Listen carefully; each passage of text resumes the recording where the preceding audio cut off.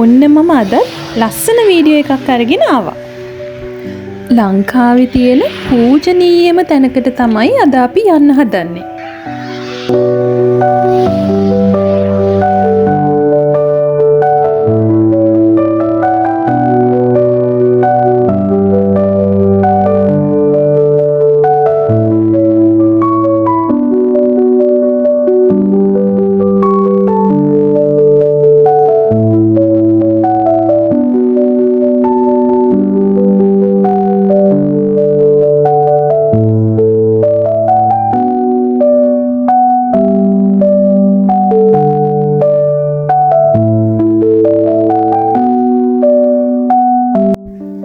ඔන්න අපි අද උදේ පාන්දරින්ම නැගිටලා දැන් මේ යන්න තමයි ලෑස්ති වෙන්නේ. අද අපේ හස්බන්ඩ් නම් යන්නේ නැහැ. එයාට වැඩ දවසක්. ඉතින් මමයි දුවයි තමයි අම්මලත් එක්ක යන්නේ. දැන් වෙලාව පාන්දර 4ට විතර ඇති. ඉතින් අපි අද එහෙ නතර වෙන්නේ නැති නිසා උදේ ගිහින් හවස එන්නනේ යන්නේ. ඒක නිසා අපි හිතුවා උදේ පාන්දරින්ම ගියොත් හොඳයි කියලා. එහෙනම් ඔයාලත් අපිත් එක්ක යමුකෝ. තාම හරියට එළියවත් වැටිලා නැහැ.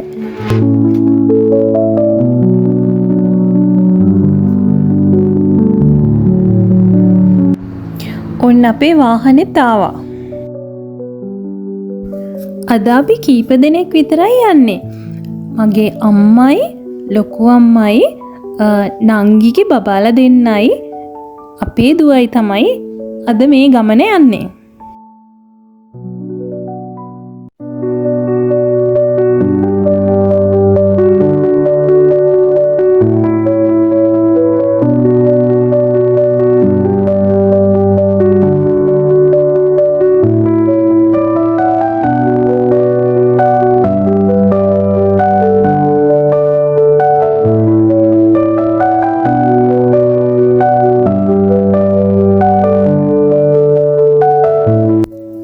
දැන් අපි මාතලේ පහු කරගෙන යන ගමන්.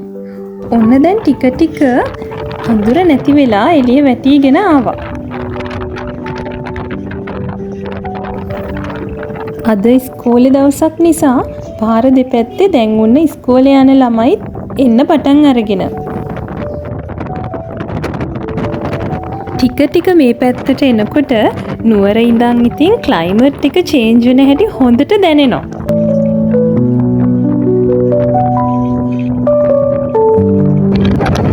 මේ විදිහට පාර දෙපැත්තේ ලස්සන කොළ පාටක තියෙනකොට මාරම ලස්සනයි නේද?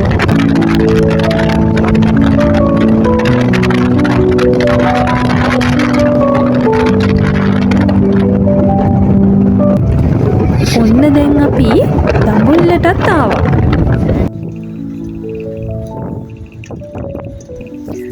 දඹුල්ල රජමහා විහාරය පහු කරගෙන තමයි දැන් අපි මේ යන්නේ.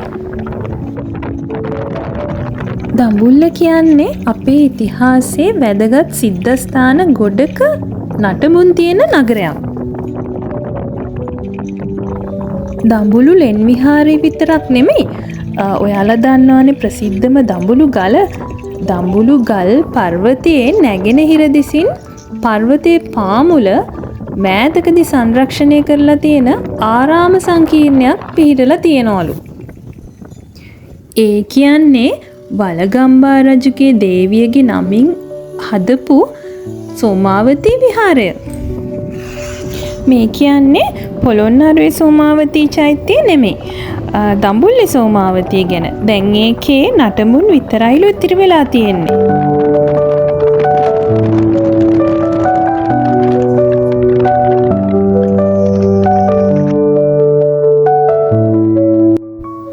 දැන් අපි කැකිරාවට ආවා.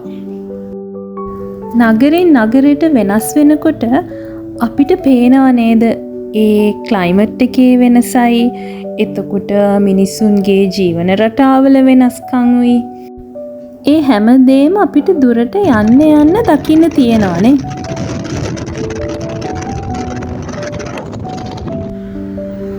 දැන් ඔන්න අපි චුට්ටක් විතර රෙස්ට් එකක් ගන්න තමයි මේ නතර කරේ. එක දිගටම ඇවිල්ලා මහන්සිත්නේ. මේ පැත්ත නම් හරිම ලස්සනයි. මේ පැත්තේ මොනරුත් ඉන්නවා වගේ. අපිට සද්දයක් නම් ඇහුණා. හැබැයි ඉතින් අපිට දකින්න නම් ලැබුණේ නැහැ.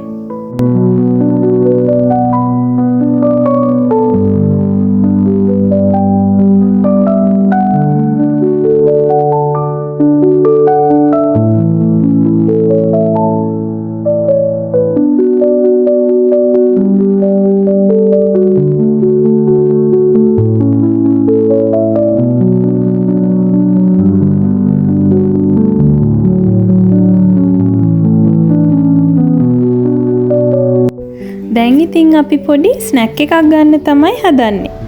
පොඩි බඩගින්නට.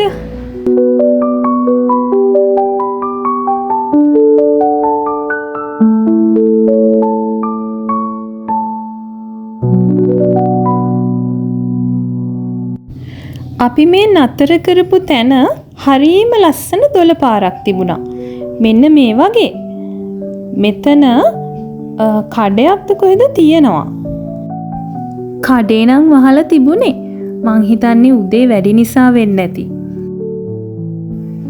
ගස් අතරින් එන හරිම ලස්සන පිරිසිදු දොළ පාරක්.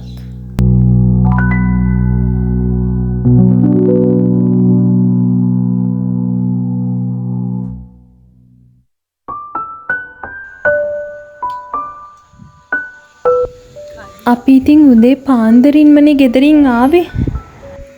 මහන්සි අරින්න සෑහෙන වෙලාවක් අපි මෙතන ගත කරා.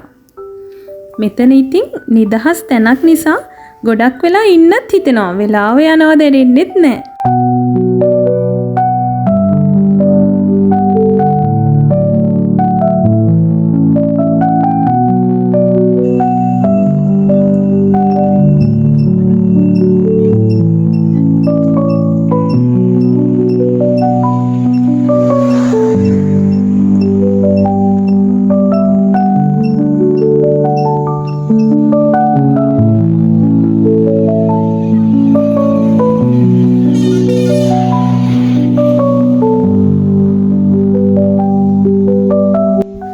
සෑහෙන වෙලාවක් ඉඳලා දැන් අපි යන්න පිටත් වුණා. මේ පාරේ දෙපැත්තේ තියෙන ගංගාවල් වල ඕලු මල්, නෙළුම් මල් පිරිලා ලස්සනට පේන්න තිබුණා අපිට. ඒ මල් එයාලා පාර දෙපැත්තේ විකුණනවා. අපිත් ඒ මල් එයාලගෙන් ගත්තා. දැන් අපි මේ ආවේ බ්‍රෙක්ෆාස්ට් එක ගන්න පුළුවන් තැනකට. දැන් අපි අනුරාධපුරේටම ඇවිත් තමයි ඉන්නේ.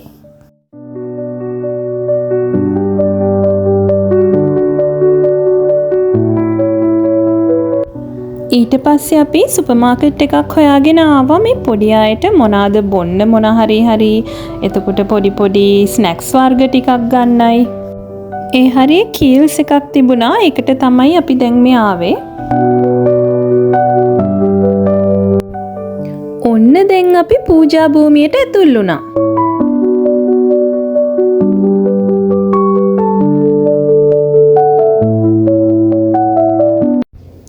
පාර දෙපැත්තේ ගොඩක් අය සුදු අතින් සැරසිලා වන්දනා කරන්න යනවා. දකින්නකොටම හිත පිරෙනව නේද? දැන් අපි ශ්‍රී මහා බෝධිය රුවන්වැලි සෑය වඳින්න යන එන්ට්‍රන්ස් එකට තමයි මේ ඇතුල් වුනේ.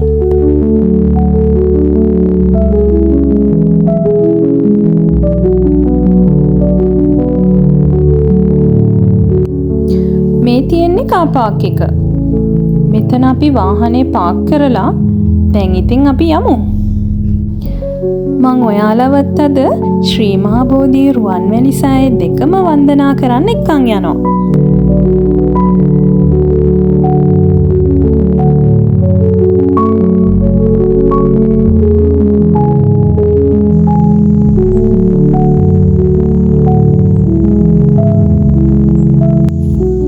අපි කලින්ම මල් අරගෙන ආපු නිසා ආය මල් හොයන්න යන්න උවමනාවක් තිබුණ නැහැ.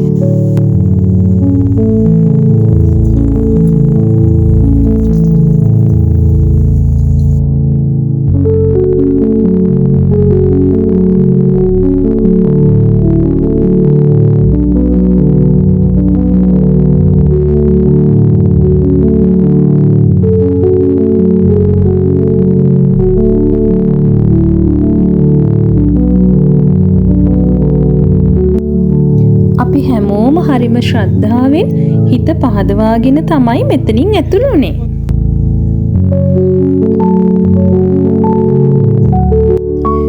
මේ තමයි ජයශ්‍රී මා බෝධීන් වහන්සේ වන්දනා කරන්න ඇතුල් වෙන තැන. අපි ගියේ නිවාඩු දවසක නෙවෙයි. පොය දවසකත් නෙමෙයි. සාමාන්‍යයෙන් සතියේ මැද දවසක උදේවරුවක. බලන්නකෝ එහෙම වෙලත් මෙතනට වන්දනා කරන්න ඇවිල්ලා තියෙන සෙනග. ඉස්සෙල්ලම අපි ආවේ පහන් පත්තු කරන්න. පහන් පත්තු කරලා පහන් ආලෝක පූජාවන් කරනකොට අපේ ප්‍රඥාව වැඩෙනවා කියලා ඔයාලා අහලා තියෙනව නේද? අද මෙතනට පොඩි ගෑනු ළමයි දෙන්නෙක් අලුත් පහන් ටිකක් අරගෙන ඇවිත් තිබුණා. ඉතින් එයාලා ගොඩක් ගෙනල්ලා තිබුණ නිසා අපිටත් ඒ පහන් පත්තු කරන්න ඒගොල්ලෝ දුන්නා. ඉතින් මම මේ වෙලාවේ ඒ දෙන්නවත් මතක් කරන්න ඕනේ. එයාලා දෙන්නටත් මේ පහන් ආලෝක පූජාවෙන් පින් අනුමෝදන් වෙන්න ඕනි කියලා මම ප්‍රාර්ථනා කරනවා. එතනින් එළියට ඇවිත් අපි සුවඳ දුම් පූජාව කරා.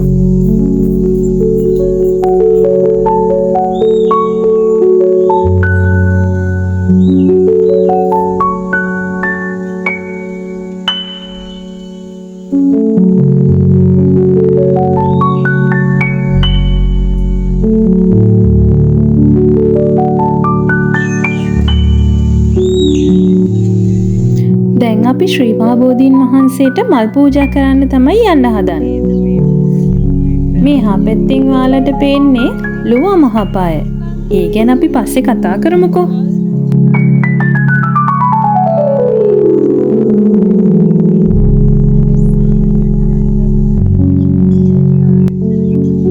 දැන් ටික ටික අවුවත් සැරට පායගෙන තමයි එන්නේ.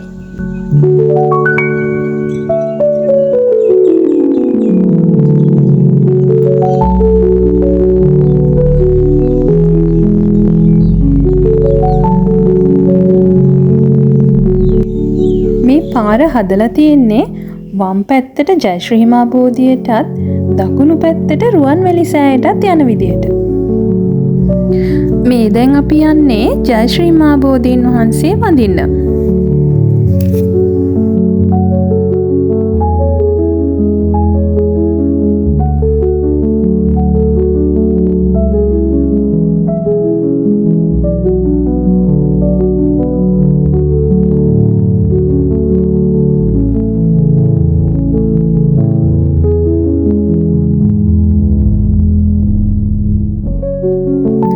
අනුරාධපුර ඓතිහාසික නගරයේ පූජනීය ස්ථාන අතරින් බෞද්ධයන්ගේ මුදුන් මල්කඩ ලෙස හඳුන්වන ශ්‍රී මහා බෝධීන් වහන්සේ අටම ස්ථාන අතරින් එකක්. මිහිඳු මහරහතන් වහන්සේගේ උපදෙස් මත දේවානම්පියතිස්ස රජතුමා තම බෑනා වූ අරිට්ඨ කුමරු අත ධර්මාශෝක රජතුමා හට යවන ලද ඉල්ලීම පිළිගත් එතුමා ඉන්දියාවේ දඹදිව ශ්‍රී මහා බෝධියේ දක්ෂිණ ශාඛාවක් සංඝමිත්තා තෙරණියන් වහන්සේ ඇතුළු පිරිස සමග ලංකාවට වැඩම කළා. දේවානම්පියතිස්ස රජතුමා මහත් පූජෝපහාර සහිතව බාරගෙන මිහිඳු මහරහතන් වහන්සේ විසින් පෙන්වල ලද පෙර බුදුවරුන්ගේ බෝධි පිහිටි තැන අඩි 21ක් පමණ ගොඩ කරන ලද භූමියක උඳුවප්පුර පසළොස්වක පෝය දිනට පෙර දින සවස රෙහෙන නැකතින් මෙය රෝපණය කළ බව පුරාවෘත්තවල සඳහන් වෙනවා.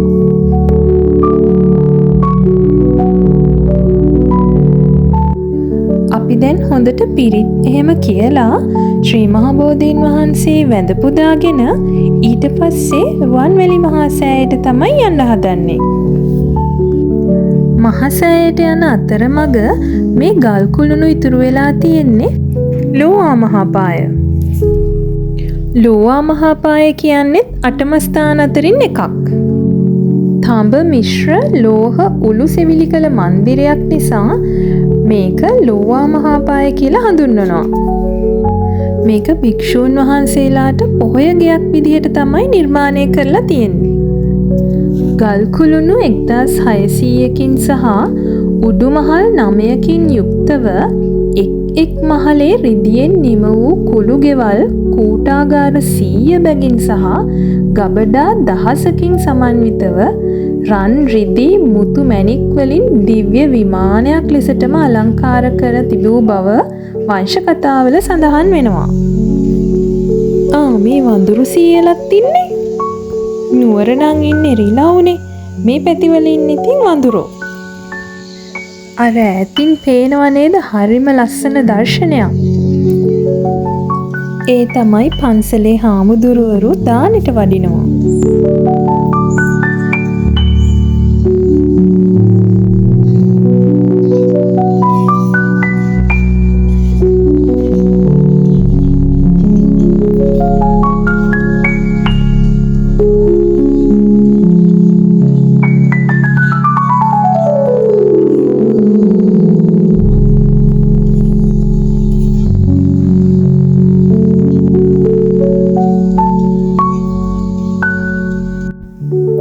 දැන් මේ තමයි මහසෑයේ තියෙන භූමියට ඇතුල් වන දොරටුව. පේනවා නේද මහසෑය ඈතින් හරි ලස්සනට පේන විදිහ.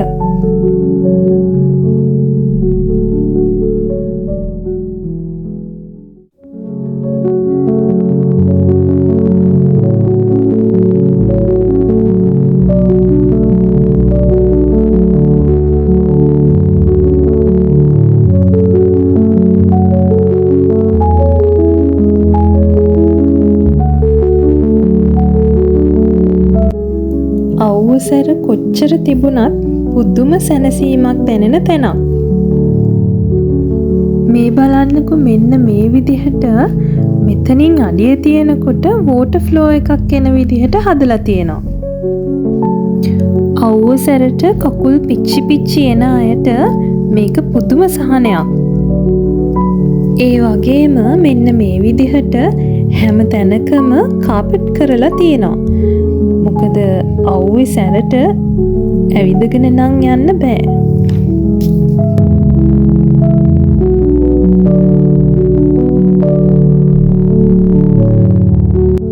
ස්වර්ණමාලී මහා චෛත්‍ය කියන්නේත් මේකට.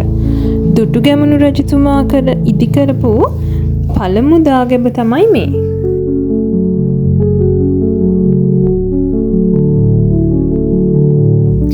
මේ මහසෑයේ ගෞතම සම්මා සම්බුදුරජාණන් වහන්සේගේ ධාතුන් වහන්සේලා ද්‍රෝණයක් පමණ නිදන් කරලා තියෙනවා.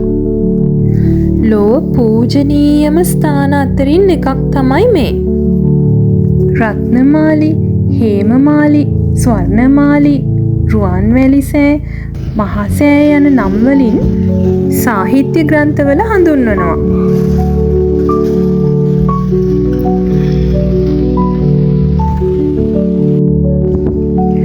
මෙහි වැඩ නිම වෙන්නත් කලින් දුටුගැමුණු මහරජතුමා අභාවයට පත් වෙලා තියෙනවා. ඉතින් ඉතිරි වැඩ ටික නිම කරලා තියෙන්නේ එතුමාගේ බාල සහෝදරයා වන සද්ධාතිස්ස රජතුමා විසින්. මේක තමයි අටම ස්ථාන අතරින් ප්‍රධානම දාගැබ. එතකොට 11ම ස්ථාන අතරිනුත් ප්‍රධානම දාගැබ තමයි මේක. මේ සෑය ඇතුලේ දඹරන් පිරිනිවන් පාන ආකාරයේ පිළිමයක් තියෙනවා.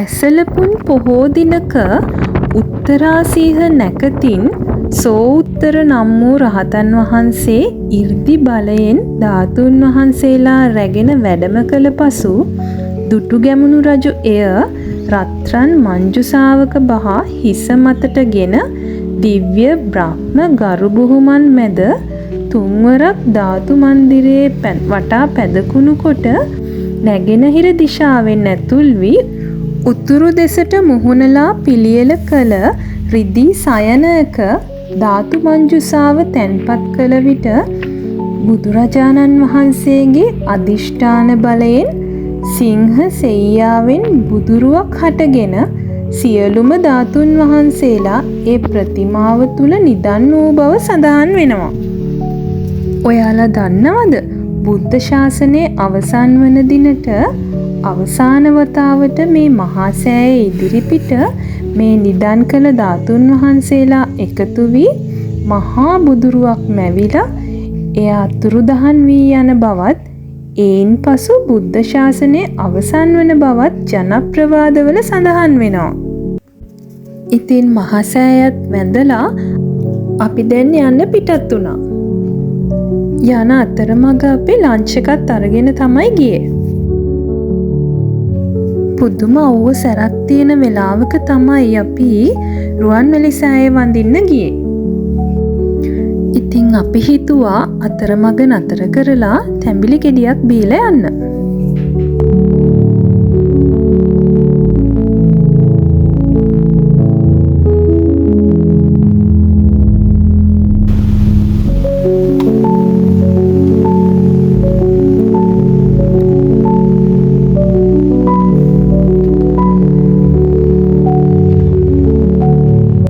දැන් අප මේ ආවේ රන්ගිරි දඹුලු රජමහා විහාරයට. මේක පිහිටලා තියෙන්නේ මාතලේ දිස්ත්‍රික්කයේ. මෙහි බුදු පිළිම වහන්සේලා 159කුත්, ශ්‍රී ලාංකික රජවරු 3 දෙනෙකුත්, දේව පිළිම 4කුත් තියෙනවා. මේක ක්‍රිස්තු පූර්ව 7 වෙනි සියවසේ හදපු ලෙන් විහාරයක්.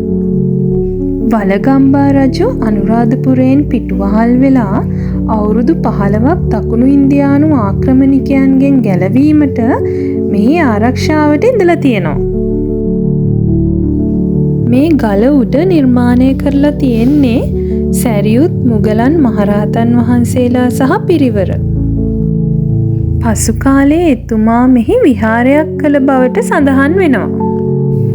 මෙහි තියෙන විශේෂත්වය තමයි එක ලෙනක වැහිනියන් කාලවල විශේෂයක් නැතිව වතුර බිඳුවක් නිතරම කාන්දුවන දිය උල්පතක් තියෙන එක. ඔය විදිහට දඹුලු විහාරෙත් වැඳලා අපි ආපහු ගෙදර එන්න පිටත් වුණා. ගෙදර එනකොට නම් ටිකක් රෑ වුණා. ඔන්න ඔය විදිහට අපේ අද ගමනත් අවසන් කරා. ඉතින් තවත් මේ වගේ ලස්සන වීඩියෝ එකක් මම අරගෙන එනකන් මගේ channel එක subscribe කරලා like එකකුත් දාලා comment එකකුත් දාලා තියන්න හොඳේ.